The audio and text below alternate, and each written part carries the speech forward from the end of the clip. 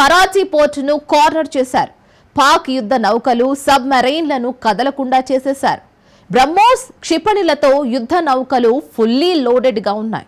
ఒకే ఒక్క ఆదేశం ఇస్తే పాకిస్తాన్ కథం ముగిసిపోయేదే. కానీ భారత పని చేయలేదు. తర్వాత ఇండియన్ నేవీ యుద్ధ నౌకలు అక్కడి నుంచి వెనుతిరిగాయి. దీంతో పాక్ ఊపిరి పీల్చుకుంది. కానీ ఇప్పుడు రిలాక్స్ అవ్వడానికి లేదు.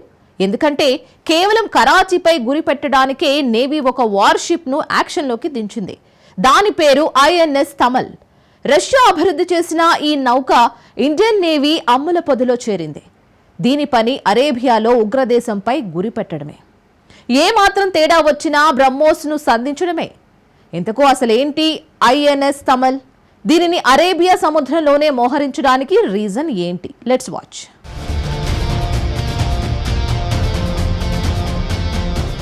ఇండియన్ నేవీ అమ్ముల పొదిలోకి మరో డెడ్లీ వార్షిప్.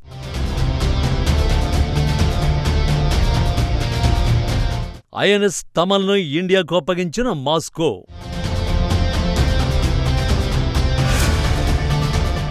పాక్ టార్గెట్గా అరేబియా సముద్రంలోకి తమల్ ఎంట్రీ.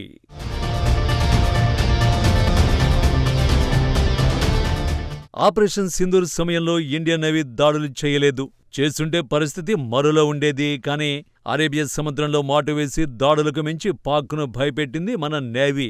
పాక్ లోపల లక్ష్యాలపై ఉపరితల నుంచి ప్రయోగించే క్షిపణుల్ని ప్రయోగించేందుకు ఏర్పాట్లు చేసుకుంది. ఈ లక్ష్యాల్లో పాకిస్తాన్ నేవీకి చెందిన నౌకలు, సబ్మెరైన్లు, కరాచీ పోర్టు వంటివి ఉన్నాయి. అయితే చివరి నిమిషంలో నేవీ చేసే దాడులకు తుది ఆదేశాలు రాకపోవడంతో పాకిస్తాన్ భారీ నష్టం నుంచి బయటపడింది. ఒకవేళ భారత నేవీకి ఆదేశాలు వచ్చుంటే కరాచీ పోర్టులోని పాకిస్తాన్ నేవీ నౌకలతో సహా పాక్లోని వ్యూహాత్మక లక్ష్యాలపై బ్రహ్మోస్ క్షిపణులు, సబ్మెరైన్ల నుంచి ప్రయోగించే ల్యాండ్ అటాక్ క్రూయిజ్ మిసైళ్లతో దాడులు జరిగేవి.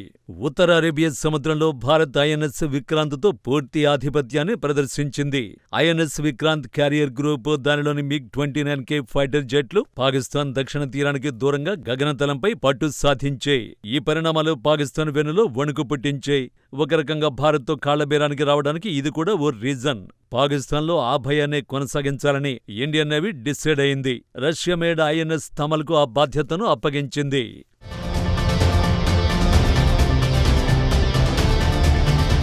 ఐఎన్ఎస్ తమల్ అరేబియా సముద్రంలో పాకిస్తాన్ వెన్నులో వణుకు పుట్టించబోతున్న మోస్ట్ డెడ్లియెస్ట్ వార్షిప్ ఇదే.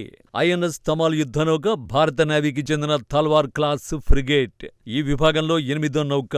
అంతేకాక భారత నేవీ రష్యా నుంచి ఆర్డర్ చేసిన తల్వార్ క్లాస్ ఫ్రిగేట్ లో 3వ బ్యాచ్ లో 2వది. రష్యా కాలినిన్ గ్రాడ్ లోని యాంటీషిప్ యార్డ్ ఈ నౌకను నిర్మించింది.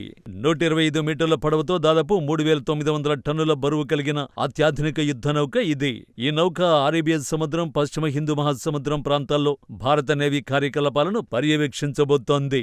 పాక్తో సరిహద్దులను, సముద్ర మార్గంలోనూ వ్యూహాత్మకంగా కరాచీకి సమీపంలో నౌకను మోహరించబోతున్నారు.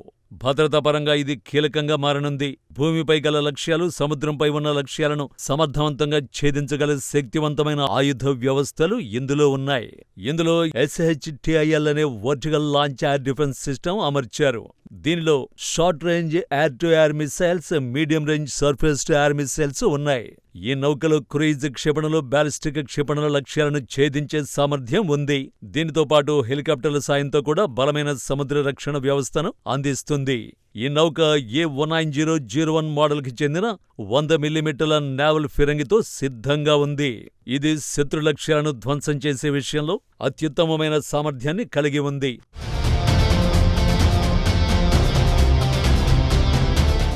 మరోవైపు ఇప్పటి వరకు భారత నౌకాదళంలో ఉపయోగిస్తున్న యుద్ధ నౌకల కంటే ఐఎన్ఎస్ తమాల్ మరింత సమర్థవంతంగా లక్ష్యాలను ఛేదించగలదు. ఇటీవల పాకిస్తాన్ వణికించిన బ్రహ్మోస్ మిసైళ్లను ఇది సమర్థవంతంగా ప్రయోగిస్తుంది. ఇప్పటికే ఇలాంటి 7 నౌకలు సర్వీసులో ఉన్నాయి. 3 తల్వార్ క్లాస్, మరో 4 టెక్ క్లాస్ షిప్పులు ఉన్నాయి. ఈ యుద్ధ నౌకల తయారీ కోసం 2016లో రూసోబోరన్ ఎక్స్పోర్ట్, భారత నేవీ, మోడీ సర్కార్ మధ్య ఒప్పందం కుదిరింది. ఈ డీల్ విలువ 21,000 కోట్లు. గత ఏడాది డిసెంబర్లో క్రిబ్యాక్ 3 క్లాస్ ఫ్రిగేట్ కి చెందిన అప్గ్రేడ్ వర్షన్ ఐఎన్ఎస్ తుషీల్ను రక్షణ మంత్రి రాజ్నాథ్ సింగ్ ప్రారంభించారు. తుషిల్ను రష్యా భారత టెక్నాలజీతో తయారు చేశారు. 33% మేడ్ ఇన్ ఇండియా పరికరాలు వాడారు. BrahMos aerospace private limited, Bharat electronics limited, Keltron, Nova integrated systems, Tata, Elcome marine, Johnson control India సంస్థలు పరికరాలను తయారు చేశాయి. తుషిల్కు తమల్ అప్డేటెడ్ వర్షన్గా చెప్పొచ్చు.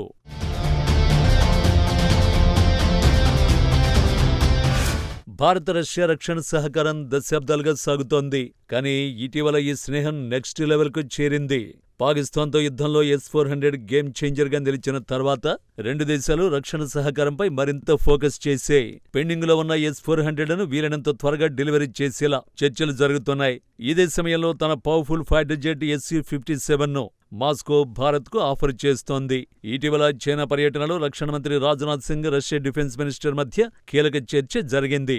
ఈ భేటీలో మరిన్ని సంచలన నిర్ణయాలు తీసుకున్నట్టు నివేదికలు తెలిపాయి. S-400ను వీలైనంత త్వరగా అందిస్తామని రష్యా రక్షణ మంత్రి హామీ ఇచ్చినట్టు తెలిపాయి. అలాగే Su-57 ఫైటర్ జెట్ల ఒప్పందంపై ఆలోచించాలని రాజ్నాథ్ సింగ్ను కోరినట్టు నివేదికలు తేల్చాయి. రష్యాతో డిఫెన్స్ డీల్స్ను కాస్త పక్కన పెడితే INS తమల్ మాత్రం పాక్ పాలిట కాలయముడిగా మారడం ఖాయంగా కనిపిస్తోంది. అందుకారణం నౌకను అరేబియా సముద్రంలోనే మోహరించడం ఒకటైతే, అందులో పాకిస్తాన్ను ఆల్రెడీ వణికించిన బ్రహ్మోస్ క్షిపణులను అమర్చడం ఇంకో రీజన్. భారత్ పాకిస్తాన్ మధ్య మరోసారి యుద్ధ పరిస్థితులే వస్తే ఈ ఒక్క నౌకే పాకిస్తాన్ నేవీని కరాచీ పోర్టును ఖాతం చేసేస్తుందని రక్షణ నిపుణులు అంచనా వేస్తున్నారు. కాబట్టి INS తమల్ యుద్ధనౌక పాక్ను కలలో కూడా వెంటాడడం ఖాయం.